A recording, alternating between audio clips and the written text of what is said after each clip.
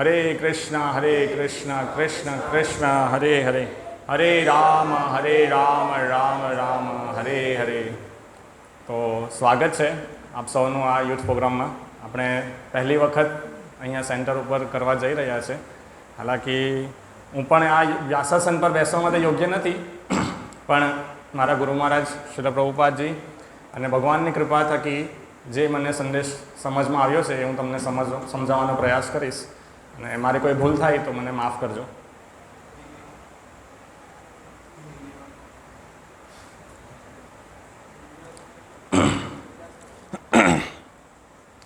તો શરૂ કરીએ આપણે। તો આજે શું છે? આજે કયો દિવસ છે? હા, સ્વતંત્રતા દિવસ, 15મી ઓગસ્ટ, બરાબર।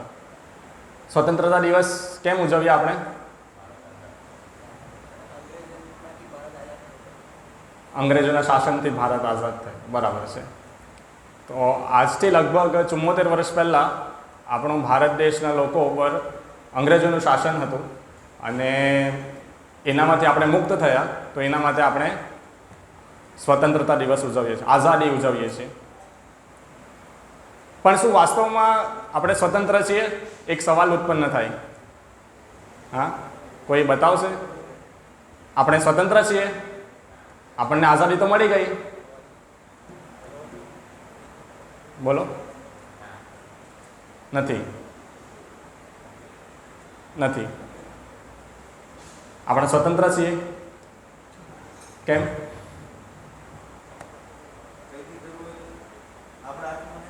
બરાબર છે, કંઈ પણ કરવું આપણા હાથમાં નથી। સરસ। તો વાસ્તવમાં આપણે સ્વતંત્ર નથી, કેમ નથી તે આપણે સમજીએ।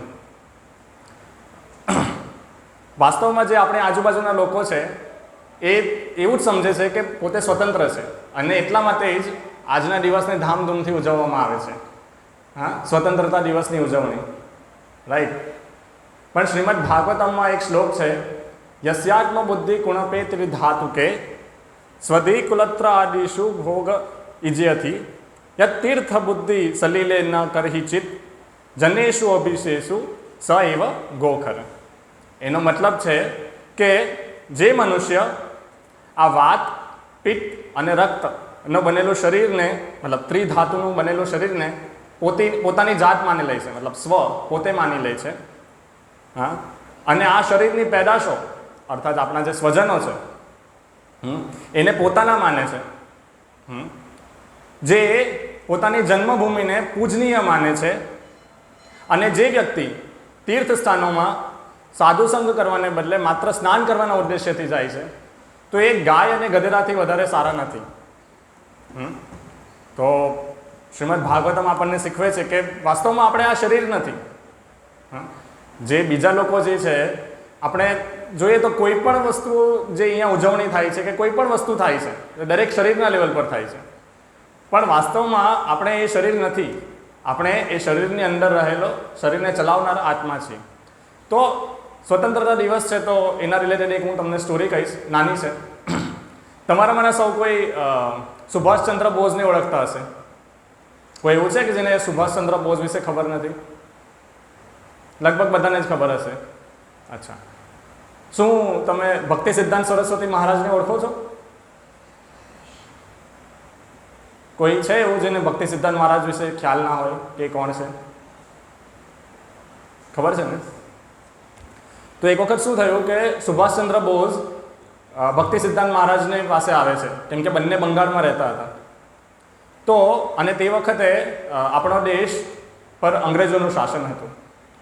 તો સુભાષચંદ્ર બોઝ ભક્તિ સિદ્ધાંત મહારાજ પાસે જાય છે અને પ્રસ્તાવ મૂકે છે કે તમારા જે આશ્રમના જે તમારા શિષ્યો છે, તમારી પાસે બહુ સારો મેન પાવર છે, તો એ તમે મને આપો, હું એ લોકોને ટ્રેન કરીશ અને એ લોકોની સેનામાં ભરતી કરીશ। એ સેનાને પછી આપણે અંગ્રેજો વિરુદ્ધ યુદ્ધ કરવા માટે મોકલીશું। વિચાર તો ઘણો સારો છે, કેમ કે તે વખતે આપણા માટે આઝાદી મહત્ત્વની હતી, આપણે કંઈ પણ કરી નહીં શકતા હતા અંગ્રેજોના એના વગર, પરમિશન વગર। એમણે કહ્યું કે તમે આજે ભજન કીર્તન કરો છો એ સારું છે, પણ એ તો આઝાદી મળે પછી પણ થઈ શકે છે, અત્યારે સૌથી મહત્વનું છે, ઇમરજન્સી છે આઝાદી।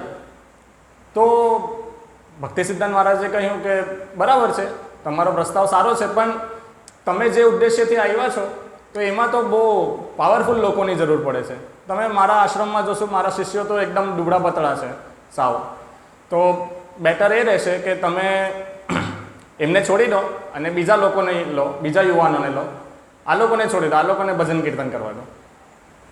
તો પણ સુભાષચંદ્ર બોઝ માનતા નથી અને બહુ આર્ગ્યુમેન્ટ કરે છે એમની સાથે.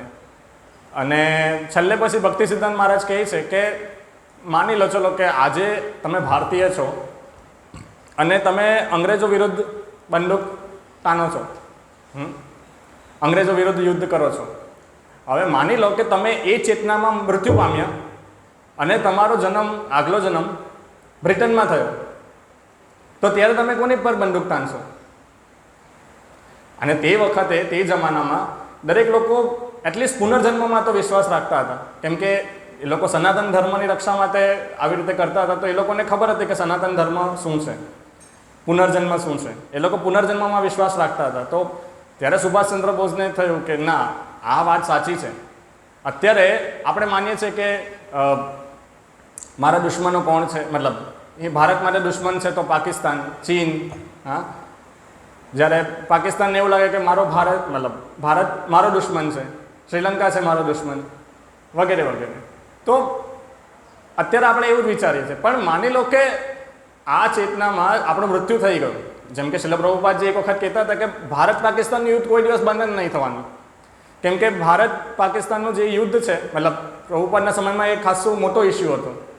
તો ભારતીયો જે છે એ બોલે કે ભાઈ પાકિસ્તાન મુર્દાબાદ, અને પાકિસ્તાનીઓ બોલે કે હિન્દુસ્તાન મુર્દાબાદ. તો જ્યારે યુદ્ધ કરવાનો સમય આવે તો લોકોની ચેતના શું હોય? ભારતીયો એવું જ વિચારે કે પાકિસ્તાન મુર્દાબાદ, પાકિસ્તાનને મારો. અને એ ચેતનામાં એનું મૃત્યુ થાય તો બની શકે કે એનો આગલો જન્મ પાકિસ્તાનમાં થાય. તો ત્યારે પાકિસ્તાન તરફથી એ બોલશે કે ભારત મુર્દાબાદ, અને સેમ વસ્તુ એ પાકિસ્તાન માટે સાચું છે. તો કહેવાનો મતલબ કે આ વસ્તુ તો ચાલ્યા જ કરશે.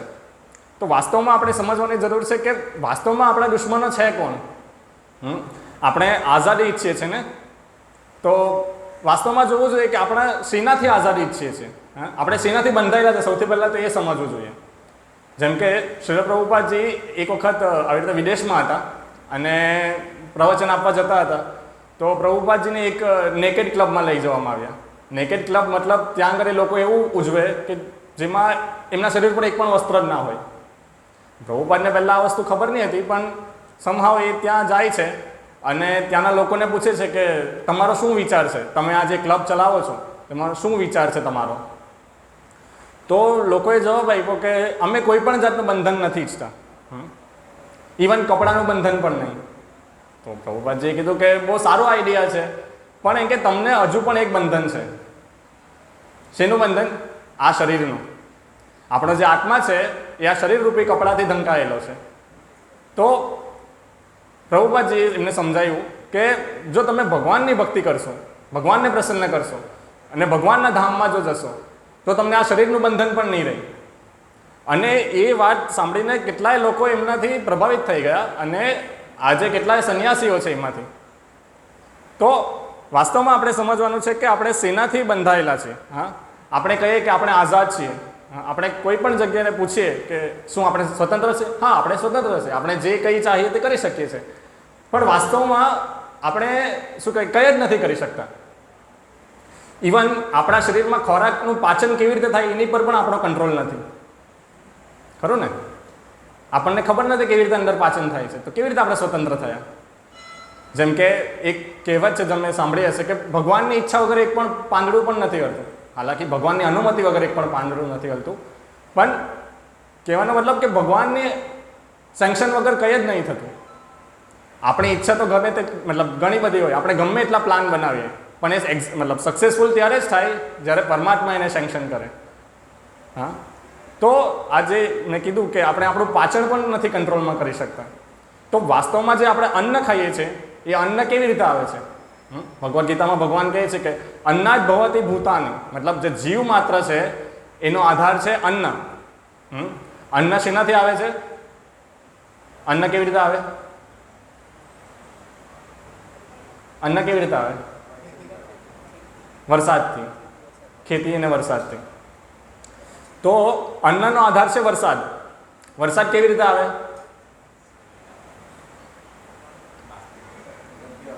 અત્યારે આપણને ખ્યાલ છે કે બાષ્પીભવનથી આવે, પણ વાસ્તવમાં વરસાદ યજ્ઞથી આવે. અને ભગવાન કહે છે કે હું યજ્ઞ છું. ભગવાનનો શું કહે કે એક રૂપ છે યજ્ઞ, યજ્ઞપતિ. હા, તો ભગવાનથી જ બધું આવે છે. વાસ્તવમાં આજે આપણે જે ભૌતિક શિક્ષણ છે એના લીધે આ બધું ખબર નથી પડતી. પહેલાં કેવું હતું કે ભગવાન, મતલબ જે તમે ભગવદ્ ગીતા પણ વાંચશો તો એમાં ખ્યાલ આવશે કે ભગવાન આપણને બહુ બધા ઉદાહરણ આપે છે, અને એ ઉદાહરણ દરેક પ્રાકૃતિક વસ્તુઓ પર આધારિત છે. પણ અત્યારે આપણો પ્રાકૃતિક વસ્તુઓ સાથે સંબંધ જ છૂટી ગયો છે, તો આપણને સમજમાં નથી આવતું. તો એનીવે, તો ભગવાન જ અન્ન આપે છે, ભગવાન જ એને પચાવે છે, અને ભગવાન જ શું કહે બધું કંટ્રોલ કરે છે. વાસ્તવમાં આપણે કંઈ આપણા હાથમાં કંઈ છે જ નહીં.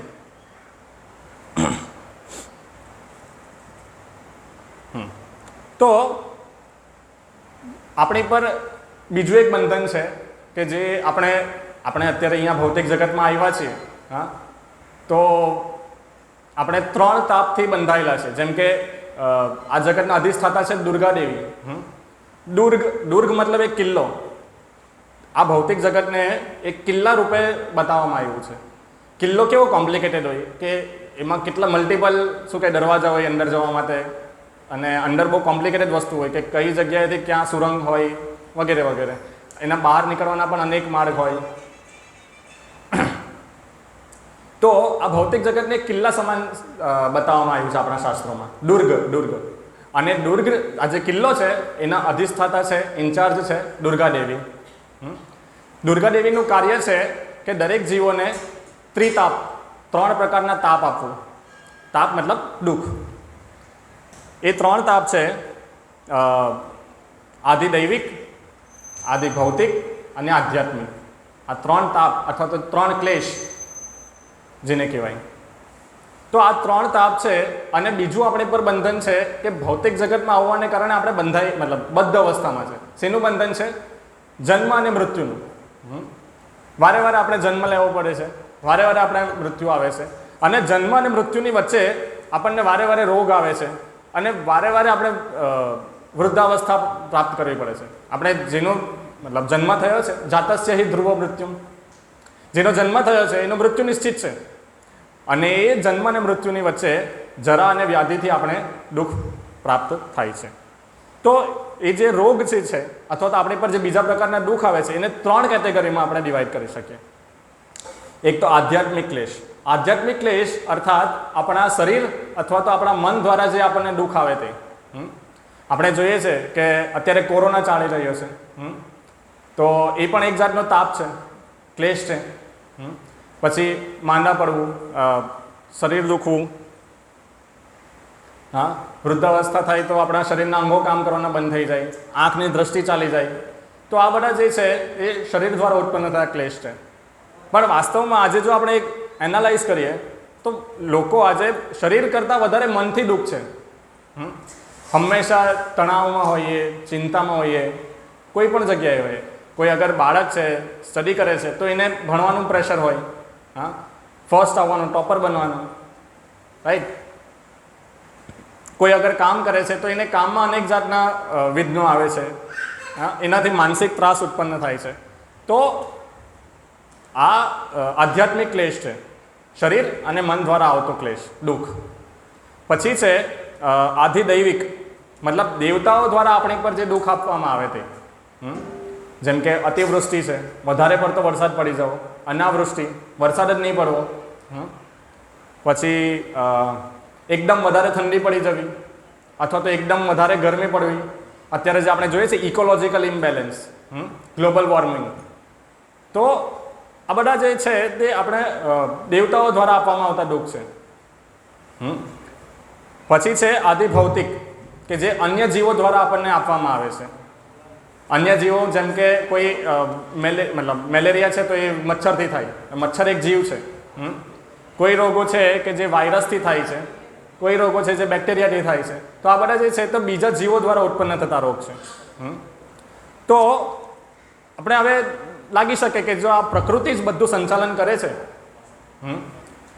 તો પ્રકૃતિ સ્વતંત્ર હશે. કેમ કે પ્રકૃતિ જ અલ્ટિમેટલી આપણને કંટ્રોલ કરે છે. પ્રકૃતિ દ્વારા જ આપણને શું કહેવાય કે આ બધા દુઃખ આવે છે, સુખ આવે છે, ઠંડી ગરમી, હા, બધું પ્રકૃતિની અરેન્જમેન્ટ દ્વારા આપણને મળે છે.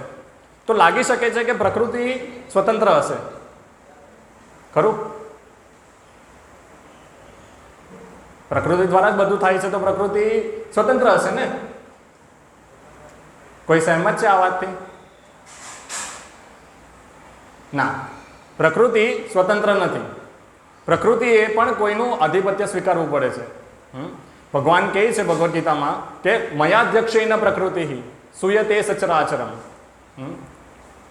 એનો મતલબ છે કે આ જે ભૌતિક પ્રકૃતિ જે છે એ મારી અધ્યક્ષતામાં કામ કરે છે, મારા ડિરેક્શન પર કામ કરે છે. તો પ્રકૃતિ પણ સ્વતંત્ર નથી, બરાબર?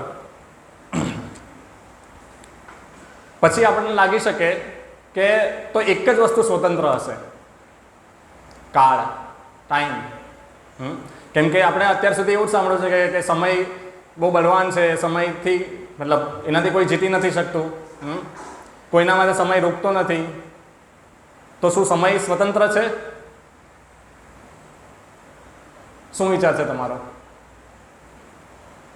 સમય સ્વતંત્ર છે કે નથી? કોઈ તમારામાંથી જવાબ આપી શકે?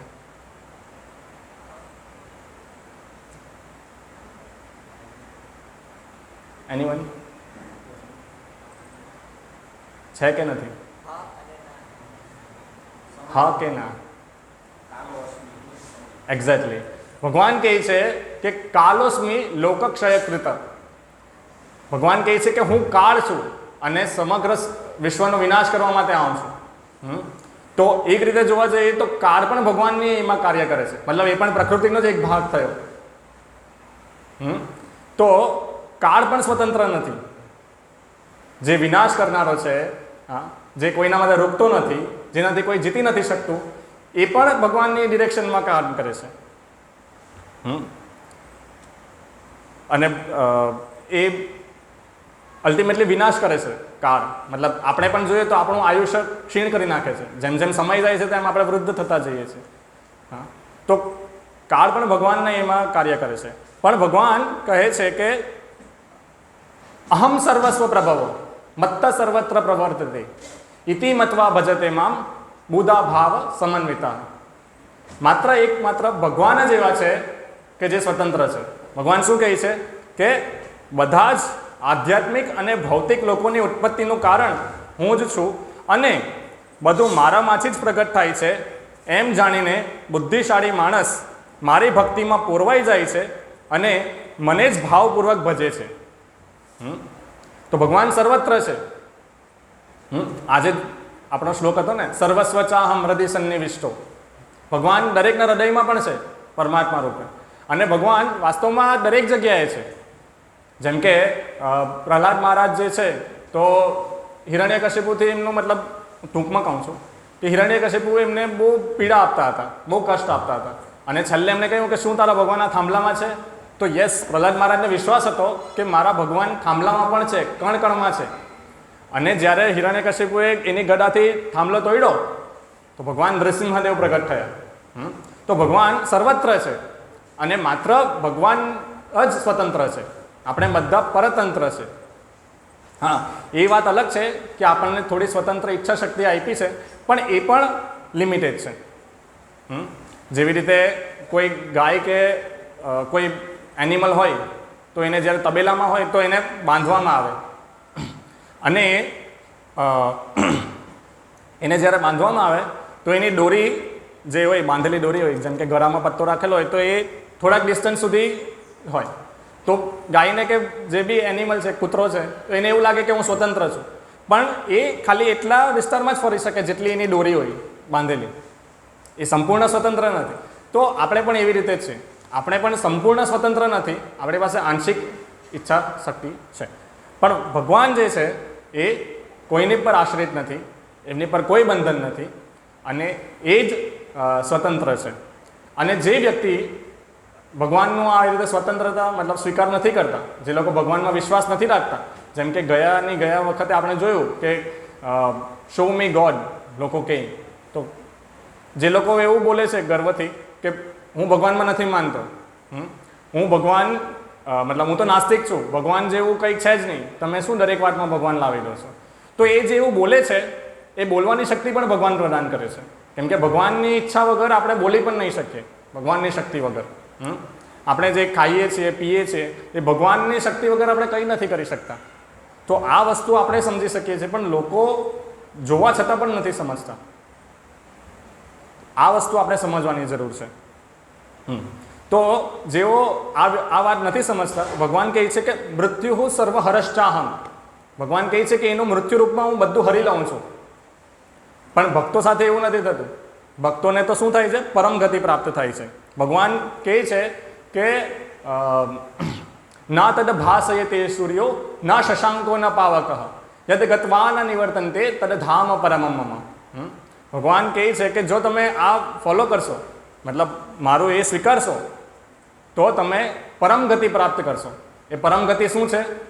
એ ભગવાનનું ધામ, ભગવત પ્રાપ્તિ, કે જ્યાં તો ના સૂર્ય કે ચંદ્રની જરૂર છે કે ના તો અગ્નિ કે વીજળીની જરૂર છે, બધું સેલ્ફ ઇલ્યુમિનેટેડ છે, મતલબ સ્વયં પ્રકાશિત છે. તો ભગવાનને એવું ધામ છે કે જ્યાં ગયા પછી આપણે પાછા નથી આવવું પડતું. તો વાસ્તવિક સ્વતંત્રતા તો આ છે, કે જ્યાં ગયા પછી આપણે પાછું નથી આવવું પડતું. પણ દુર્ભાગ્ય છે કે જે લોકો આ વસ્તુ સ્વીકાર નથી કરતા, ભગવાનને માનતા નથી, તો ભગવાન કહે છે કે પદમ પદમ યદ વિપદામ ન તેષામ, એ લોકો માટે ડગલે ને પગલે આ જગત મુસીબતોથી ભરેલું છે.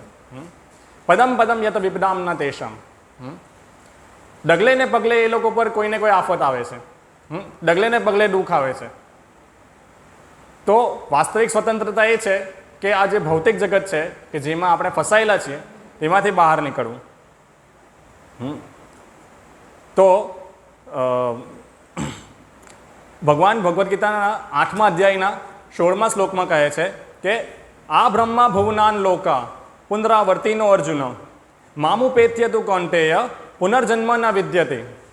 ભગવાન વારે વારે આ થીમ રિપીટ કરે છે ભગવદ્ ગીતામાં, કે એનો મતલબ છે કે ભૌતિક જગતમાં ઉચ્ચ લોક એવા બ્રહ્મલોકથી માંડીને દરેક લોકો દુઃખમય છે. દરેક લોકો દુઃખમય છે, મતલબ એવરી પ્લેનેટ પર દુઃખ છે. આપણને કદાચ એવું લાગતું હશે કે આપણે સ્વર્ગમાં જઈશું તો સુખી થઈ જઈશું, પણ વાસ્તવમાં મતલબ સ્વર્ગમાં કેવું છે કે લોકો પાસે બહુ સારું હેલ્થ છે, બહુ સારું દેખાવ છે, ત્યાં આપણે એન્જોયમેન્ટ પૂરેપૂરું છે. પણ એ લોકોને પણ હંમેશા એક ભય રહેતો હોય કે કદાચ અસુરો આપણી પર એટેક નહીં કરી દે. અને ત્યાંનો સમય અહીંયાની સમય કરતાં અનેક ગણો લાંબો છે. 6 મહિના અહીંયાના તો ત્યાંનો એક ખાલી 12 કલાક થાય. તો તો જે સ્વર્ગલોક છે અથવા તો ઉચ્ચ લોક છે એમાં પણ કોઈ સુખ નથી. એમાં પણ આ જે વસ્તુ જે છે જન્મ મૃત્યુ જરા વ્યાધિ, ભગવાન કહે છે ક્ષીણે પુણ્ય મર્ત્ય લોકમ વિશંતિ. આપણું પુણ્યનું બેલેન્સ ખતમ થઈ જશે તો આપણે પાછું નીચે આવવું પડશે. તો એટલે જન્મ અને મૃત્યુ ત્યાં પણ છે, ત્યાં પણ ભય છે. પણ ભગવાન શું કહે છે? પુનર્જન્મ ના વૈદ્યતે, કે જે મનુષ્ય જે મારા દુઃખ મતલબ મારા ધામમાં જે પાછો આવે છે એને પાછું આ જગતમાં આવવું નથી પડતું, અને તે મારા પરમધામને પ્રાપ્ત કરે છે, તે ફરીથી જન્મ લેતો નથી. અને એની આગળના શ્લોકમાં એટલે કે 8મા અધ્યાયના 15મા શ્લોકમાં ભગવાન કહે છે કે મામુપેત્ય પુનર્જન્મ દુઃખાલયમ શાશ્વતમ નાપનુવંતી મહાત્માન સમસિદ્ધિમ પરમમ ગતિ. ભગવાન કહે છે કે આ જે દુઃખ મતલબ દુઃખનું જે મતલબ આ જે જગત છે એ દુઃખાલય છે. જેમ કે પુસ્તકાલય હોય તો એમાં પુસ્તકો મળે, ઔષધાલય હોય તો એમાં ઔષધો મળે, તેવી રીતે આ જગત શું છે? દુઃખાલય. આપણે અહીંયા ગમે તેટલા પ્રયાસો કરીએ પણ આપણને અલ્ટિમેટલી દુઃખ જ પ્રાપ્ત થાય છે. અને બીજું શું છે? દુઃખાલય અશાશ્વતમ. અશાશ્વત મતલબ ટેમ્પરરી. આપણે શું કહે કે અહીંયા આપણે જે જીવ છે એનો સ્વભાવ છે કે આપણને પરમેનન્ટ વસ્તુ જોઈએ, પણ આ જે ભૌતિક જગતમાં આપણે જેટલા પણ પ્રયાસ કરીએ છીએ એ બધા આપણા શું કહે કે ટેમ્પરરી જ આપણને રિઝલ્ટ મળે છે. કેમ કે જગતની કેરેક્ટરિસ્ટિક જ એવી છે. તો આનો અનુવાદ છે, ભગવાન કહે છે મને પ્રાપ્ત કર્યા પછી મહાત્માજનો કે જેઓ ભક્તિયોગી છે તેઓ આ દુઃખમય એવા ક્ષણભંગુર જગતમાંથી કદાપી પાછા આવતા નથી, કારણ કે તેમણે પરમ સિદ્ધિ પ્રાપ્ત કરી છે. ભગવાન અહીંયા જો આ પાછું રિપીટ કરે છે કે મને પ્રાપ્ત કર્યા પછી આ દુઃખમય જગતમાં પાછા નથી આવતા. તો આ પરમ સિદ્ધિ જે છે એનો મતલબ શું? પરમ સિદ્ધિ મતલબ ભગવત ધામ પ્રાપ્તિ, ભગવાનના ધામમાં પાછા જવું. હા, કે જ્યાંથી આપણે પાછા આવવું નથી પડતું. તો વાસ્તવિક સ્વતંત્રતા આ છે આપણી, કે એવી સ્વતંત્રતા કે જેને પ્રાપ્ત કર્યા પછી આપણે કોઈ પણ દિવસ બંધનમાં નથી રહેવું પડતું. તો આપણે એના માટે પ્રયાસ કરવો જોઈએ. તો એના માટે કેવી રીતે પ્રયાસ કરી શકીએ? આપણે જે આ ભક્તિ કરીએ છીએ ભગવાનની, તો એ આપણે સ્વતંત્રતા પ્રાપ્ત કરવા માટે કરીએ છીએ, એક રીતે જોવા જઈએ તો. તો કદાચ તમને હવે પ્રશ્ન થશે, અથવા તો તમને કોઈ પૂછી શકે કે જો તમે ભક્તિ જ કરો છો સ્વતંત્રતા પ્રાપ્ત કરવા માટે,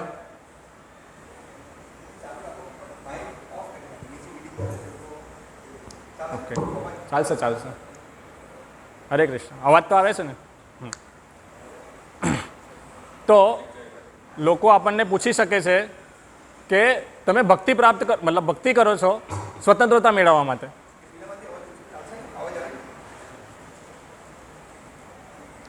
પણ તમે તો આટલા બધા નિયમ પાલન કરો છો. સવારે વહેલા ઉઠવું, મંગળ આરતીમાં ઉઠવું, હા, કાંદો લસણ નહીં ખાવો. અને જ્યારે લોકોને કહે કે અમે ચા પણ નથી પીતા, તો એ લોકોના હોશ જ ઉડી જાય. અચ્છા, તમે ચા પણ નથી પીતા? હા, માંસાહાર નથી કરતા, અવૈધ સંગ નથી કરતા, સ્ત્રીઓનો નશા નથી કરતા. તો આટલા બધા નિયમો કેમ? જો આપણને સ્વતંત્રતા જ પ્રાપ્ત કરવી હોય તો આટલા બધા નિયમો કેમ પાલન કરવા? પ્રશ્ન થઈ શકે ને. તો ભગવદ્ ગીતામાં ભગવાન કહે છે બીજા અધ્યાયના 64મા શ્લોકમાં કે રાગ દ્વેષ વિમુક્તેષુ વિષયાન્દ્રીને પશ્ચરન આત્મવૈશ્ય વિધેયાત્મા પ્રસાદમ અધિગચ્છતિ. મતલબ ભગવાન કહે છે કે સમસ્ત રાગ મતલબ આસક્તિ, અને દ્વેષ મતલબ વિરક્તિ, એટેચમેન્ટ અને ડિટેચમેન્ટ. તો સમગ્ર રાગ અને દ્વેષથી મુક્ત અને મુક્તિના નીતિ નિયમોનું આચરણ દ્વારા પોતાની ઇન્દ્રિયોને સંયમિત કરીને તેમને વશમાં રાખનાર વ્યક્તિ ભગવાનની પૂર્ણ કૃપા પ્રાપ્ત કરી શકે છે. મતલબ આ શ્લોક એકચ્યુઅલી ભગવાન સમજાવે છે કે કોને પ્રસાદ મળી શકે. પ્રસાદ મતલબ ભગવાનની કૃપા. કેવા લોકોને ભગવાનની કૃપા પ્રાપ્ત થાય? તો એ લોકો કે જે આસક્તિ અને વિરક્તિથી મુક્ત છે, અને પ્રભુપાદજી ઇંગ્લિશમાં લખે છે ધ પ્રિન્સિપલ્સ ઓફ ફ્રીડમ, મતલબ મુક્તિના નીતિ નિયમો, મતલબ નિયમ પાલન કરીને સ્વતંત્રતા. નિયમ પાલન કરશું તો આપણે સ્વતંત્ર થઈશું, અધરવાઇઝ આપણે બંધનમાં રહીશું. કેવી રીતે? એને હું તમને એક ઉદાહરણ દ્વારા સમજાવું. જેમ કે અત્યારે આપણે આ શહેરમાં રહીએ છીએ, તો આ શહેરમાં અથવા તો આ રાજ્યમાં ગવર્મેન્ટના અમુક કાયદા કાનૂન હશે. જેમ કે ટ્રાફિક ડિપાર્ટમેન્ટ લઈએ તો તમારે હેલ્મેટ પહેરીને ડ્રાઈવ કરવું, ડાબી બાજુએ વાહન ચલાવવું, રોંગ સાઈડ નહીં આવવું, ઓવરટેક અમુક જગ્યાએ નહીં કરવું, બરાબર ને? કેટલા બધા નીતિ નિયમો છે. હવે કોઈ કહે કે ના મારે તો નીતિ નિયમ નથી પાલન કરવા, તો શું થાય? એક્સિડન્ટ પણ થઈ શકે છે, અને એક્સિડન્ટ નહીં થાય તો એને સરકાર દંડ આપે છે, બરાબર? તો વાસ્તવમાં સ્વતંત્રતા કોણ છે આ કેસમાં? જે ટ્રાફિકના નિયમોનું પાલન કરે છે તે, કે જે રૂલ્સનું પાલન નથી કરતો તે? નિયમ પાલન નહીં કરે તો એને જેલમાં જઈ શકવું પડે છે, અને જેલ શું છે? બંધન. તો એટલે નીતિ નિયમો પાલન કરીને આપણે ફ્રીડમ પ્રાપ્ત કરી શકીએ છીએ. હા, પ્રભુપાદજી ઇંગ્લિશમાં બહુ સરસ લખે છે કે રેગ્યુલેટિવ પ્રિન્સિપલ્સ ઓફ ફ્રીડમ, મતલબ મુક્તિના નીતિ નિયમોનું આચરણ. એટલે આપણે જો કાયદા કાનૂનમાં રહીશું તો સ્વતંત્ર રહીશું. હવે આને આપણે એકચ્યુઅલ સિનારીઓમાં જોયું. આ તો આપણે એક ઉદાહરણ જોયું. તો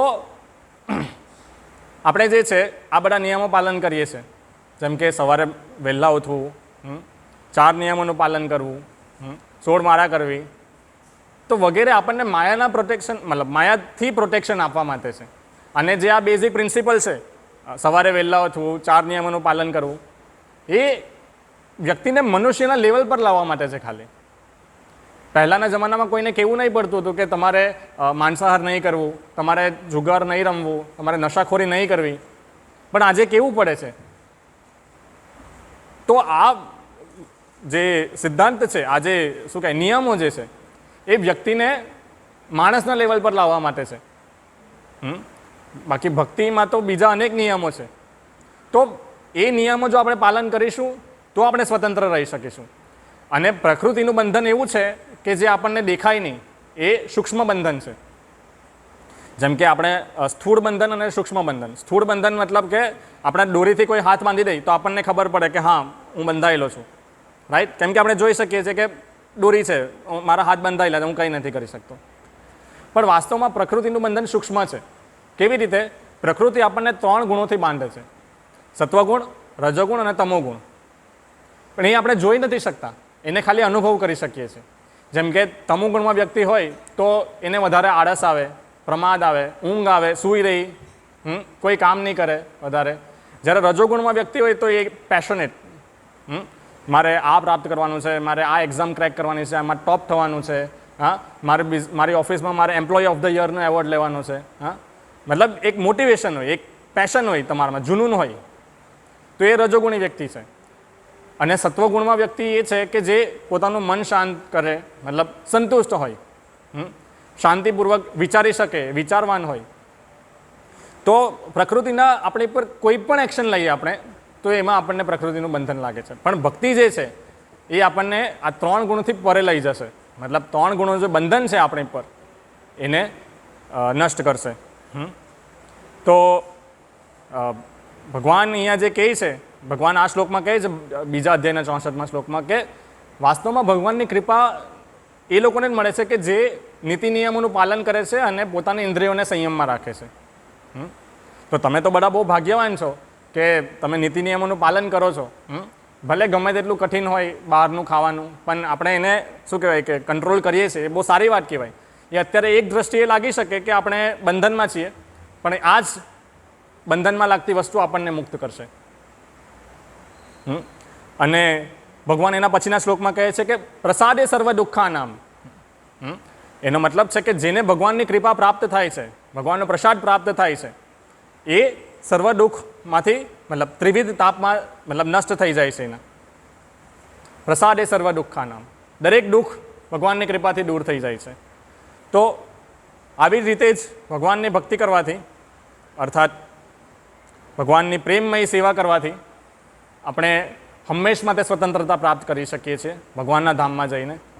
તો તમારે પણ હું એ જ રિક્વેસ્ટ કરું છું કે ભગવાનની ભક્તિમાં આપણે જેટલું વધારે બને એટલો સમય ફાળવીએ. ભગવાનની ભક્તિ મતલબ ભગવાનની પ્રેમમય સેવા, ભગવાનની સેવા માટે આપણે સમય ફાળવીએ કે જેનાથી વાસ્તવમાં આપણે સ્વતંત્ર થઈ શકીએ છીએ. આપણી પાસે બહુ બધી સેવાઓ છે અને ભગવાન ધરતી પર અવતરણ લે છે ભક્તોને મતલબ ખુશી આપવા માટે, ભક્તોને સેવા આપવા માટે. તો આવી જ રીતે જ હમણાં 2 ફેસ્ટિવલ એક પછી એક આવે છે. એક બલરામ પૂર્ણિમા અને એના પછી જન્માષ્ટમી. તો તમે સૌ ઉત્સાહપૂર્વક એમાં ભાગ લો તો ભગવાન પ્રસન્ન થશે, ભગવાન પ્રસન્ન થશે, ભગવાનની કૃપા પ્રાપ્ત થશે. તો જેવી રીતે કહ્યું અહીંયા, પ્રસાદે સર્વ દુઃખાનામ, આપણે દરેક દુઃખોમાંથી મુક્ત થઈ શકીશું. તો હરે કૃષ્ણ. અહીંયા હું વિરામ આપીશ.